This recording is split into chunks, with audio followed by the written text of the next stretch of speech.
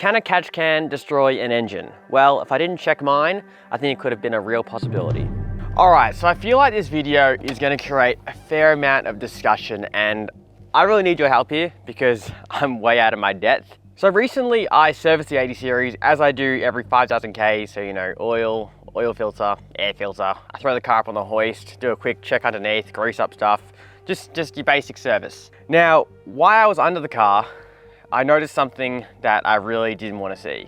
I have noticed that there is a bit of oil here hanging around where my rear main is, where the engine connects to the gearbox, and it's starting to weep.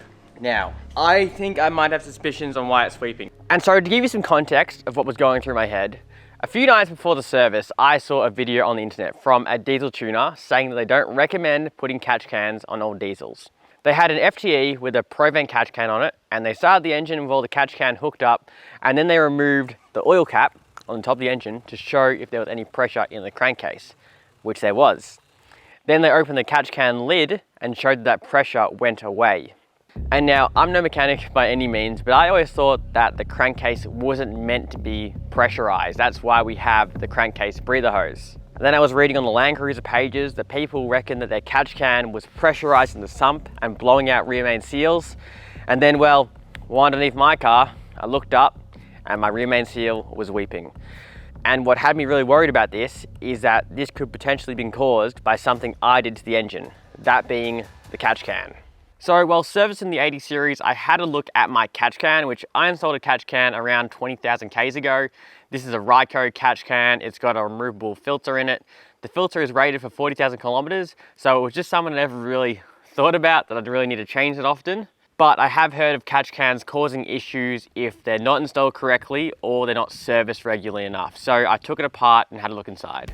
Now, when I removed the filter, it was quite black, which is to be expected. It is a catch can, but I wasn't sure if this could be creating a blockage or a restriction and not allowing my crankcase to breathe properly.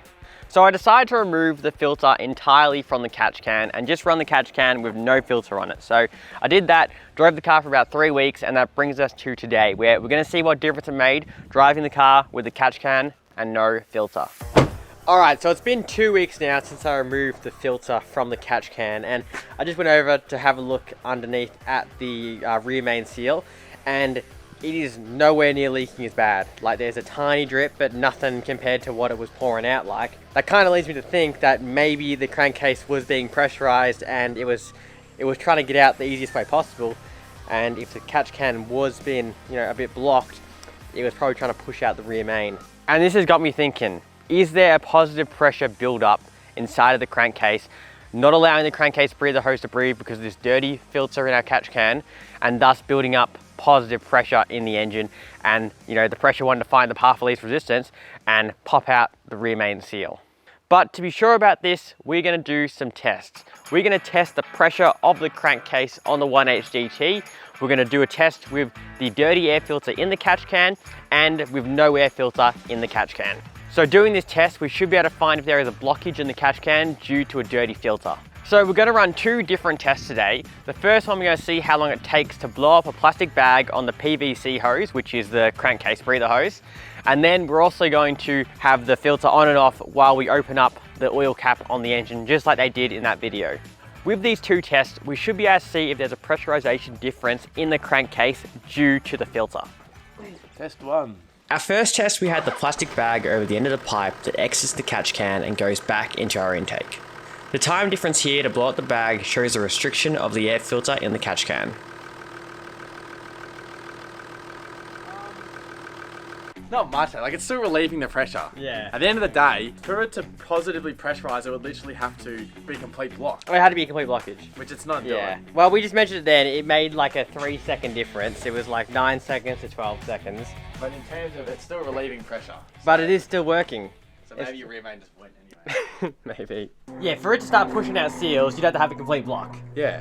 Unless when it's like under boost, maybe. Like when the car's Under boost, under it would load. be under more pressure. Yeah. So maybe it's a multiple. Maybe that becomes like a multiple. So maybe like that's it becomes more of an issue when you're at a higher boost. So I guess maybe under load you'll see more of a difference, but on idle, like 3-second difference, which is still a difference. But so what I'm gonna do is repeat that test from that video and see how much of a difference it makes to, I guess, the oil cap on top of the crankcase when we basically take the filter in and out of the catch can.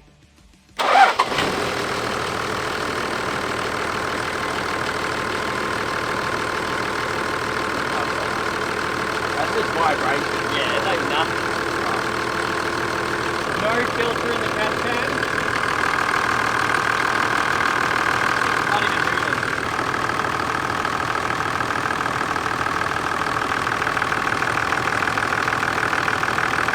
Yeah, it's dead still. It's not even moving. So then we put the filter back into the catch can to see what difference it makes to the crankcase pressure. Alright, so filter in catch can, dirty filter in catch can, blow by test.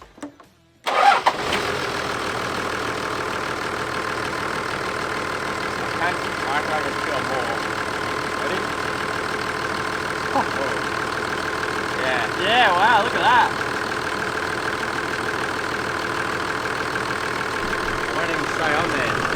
So it won't even stay on. It goes until there's a gap. So there's definitely pressure in there. And that's the exact same configuration. The only difference we made is we put the filter in. Yeah, but the filter could be blocked though. Exactly right. The dirty filter could be causing pressurization of the crankcase.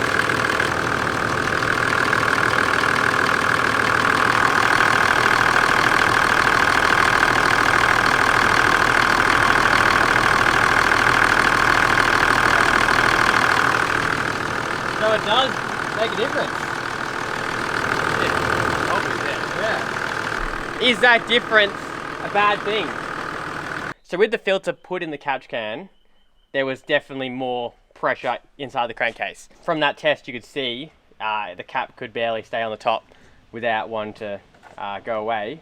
Is it because it's a dirty filter, or is it just the filter itself, it just restricts airflow? And I guess the question I want to know is that bad? Like, am I better off running no filter in the catch can or no catch can at all to have a lower pressure inside the crankcase? Liam and I were talking before about the need for catch cans on these older diesels, and like, do you actually need one? Now, when I put one on, and I sort of thought, look, you know, you see it online on the internet everywhere, you need one, you know, everyone has one, but it's really only the modern diesels with EGR that you need a catch can on. Yeah, I think catch cans, there's a reason these cars have done 500,000 Ks and none of them have ever had catch cans. Because you don't really need them. But Yeah. it's only since the introduction of EGRs and like modern diesels that have, like modern diesels, a lot of them have more blow-by than like these old 6-cylinders just from factory. So when you combine that with an EGR, that's when you really want a catch can to catch that oil vapor. But in a vehicle like this, you don't really care about just burning oil through. Yeah. The only reason you put it on is if you had an intercooler, you didn't want it filling up with oil, really. I wonder what people would prefer. Would you prefer to have higher crankcase pressure but no oil vapor inside the air intake, or would you prefer to stop? But it depends on how much it is. Like, we don't know if that difference in Is marginal. pressure that we saw if is even worth worrying about. Well, exactly right. Because it's still relieving pressure. Yeah. It's not like it's sealed. No. And it can't get out anywhere. No. But as Paddy said, maybe when the car's under load, you know, you got all that pressure in the And cylinders. I'm telling you, pressure leaking past. there's less oil where the rear main is. After I've driven the last 2 weeks without a filter in it, there's less oil coming out because I cleaned it all up and wiped it, and then I checked it again today, and there's less there than what there was beforehand. So I don't know if that's playing into it at all. Maybe Like, I don't know if it's because there's more pressure, it's kind of trying to push out the rear main or anything, but it'd be interesting to see if you put a clean filter in there, what difference it made. Like, if it cleared up that. Yeah, well, that's it. That's what you have to do. Because, you can't really base it all off with Nah, obviously it was a dirty filter, and... Because they say, 40,000 Ks, we've read online 20 to 40, depending on how bad your vehicle the is. Ryco one says 40, I think the ProVent one said 20 to 40,000, but it said all depends on motor wear. Like, how, on the... Well, it all depends on how much, what your motor's like and how it puts it out, but I know for obviously a diesel like this that's, you know, a bit older, you'd probably want to change it more regularly. And it's just something, if you forgot about it and it just got worse and worse and worse, it could be a serious issue. So it's definitely something to think about maintenance or servicing your catch can when you do a general service. So clearly we can see here that a dirty filter in your catch can cause positive pressure buildup in the crankcase. So if you do have a catch can installed in your four-wheel drive, I would definitely be checking on it just to see if that filter is blocked or restrictive. only because this could be causing a positive pressure buildup in your engine, which could lead to seals leaking. Now, does this mean catch cans are bad for your engine? Now, I think if they're installed correctly and serviced regularly, you shouldn't have an issue with them. Otherwise, they could definitely cause more bad than good. I mean, this car did nearly 400,000 kilometers without a catch can ever being installed. And does it really need one now? I'm not sure. I mean, what do you prefer, positive crankcase pressure or oil vapor in the intake? I'd love to hear your guys' thoughts. And now, I'm not a qualified mechanic, I'm just out here giving things a go, but if there are any qualified, diesel mechanics or diesel tuners in our audience, I'd love to hear you guys' opinions, so feel free to leave a comment. Thanks everyone for watching, and we'll catch you in the next one.